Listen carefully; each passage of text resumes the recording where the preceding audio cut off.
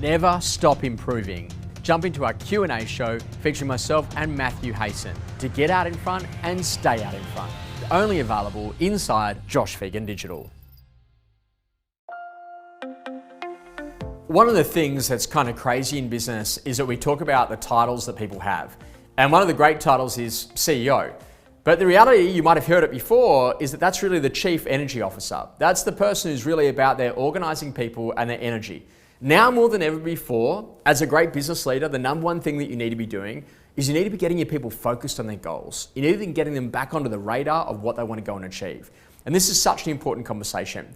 You know, the first 6 months of 2020 was probably not the vision that you actually had for it. But now more than ever before, we've got to get people realigned and recommitted to the goals of the things that are incredibly important. You know, this is an important time in our year, an important time inside of our career, because you've got to be starting to make sure that you're really getting people to commit to the things that they want to get out there and go and do. And what I know is that everyone aspires to be a better real estate agent. They aspire to be better than they were yesterday. And so the simple things that you can do is literally work with someone on the next 5 skills that they need to significantly improve, to fundamentally change the game. What are the types of conversations that they need to be having? What are the skills that need to be improving? Is it in prospecting? Is it in listing? Or is it in negotiation and selling their existing stock? Now, why you need to do this is that you need to remember that if you've got good energy, other people have good energy. And I always say this inside of business, that if I have an off day, my entire team literally has an off day for 4 or 5 days after that. They literally just don't have that level of resilience that you have as a leader. And now more than ever before, people need you to have a positive plan on what we're going to go and do.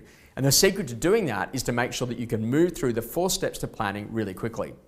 The first thing that we always identify is that we kind of get into denial that this whole pandemic happened. Once we get into that denial phase, we then move into crisis. We kind of wonder, what are we going to do and how are we going to make all of that happen? And as we go through the crisis mode, we then move into this conversation around planning. What are we going to do given the current restrictions that are currently in play? Then that opens us up to the final part of the model, which is all around opportunity. What can we be doing next now that we know all of these things are currently in play? And when you've got models like that, it allows you to have incredible leadership, because you can privately go through some of those moments that are literally a little bit uncertain and get yourself into a position of certainty really quickly. People ultimately want other people around them that have got a plan. This is what we're going to do, this is how we're going to get through it, and this is what we're going to do to make sure that we're incredibly successful regardless of the market conditions. You see, one thing that people forget is that technology, it literally does not even remotely give any idea or thought to what's happening inside of an economy. Whether or not it's a recession, whether or not it's a depression, whether or not it's a booming market, technology continues to innovate at exactly the same pace. And you know what? Life goes on. Before COVID, after COVID, same. In fact, life will go faster than it's ever gone before, because now more than ever before, people are getting some priorities around what it is that they want.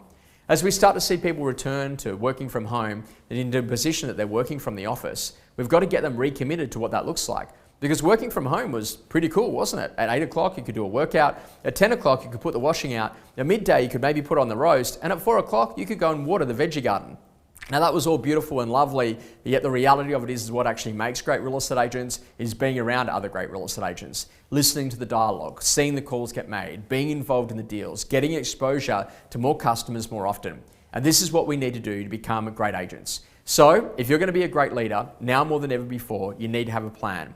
What are the challenges that the business is facing? What are your plans on what you're going to go and do next? And how are you going to enroll your people to the new initiatives and new things that you're going to bring in to rebuild culture and to get people back on track to that level of success?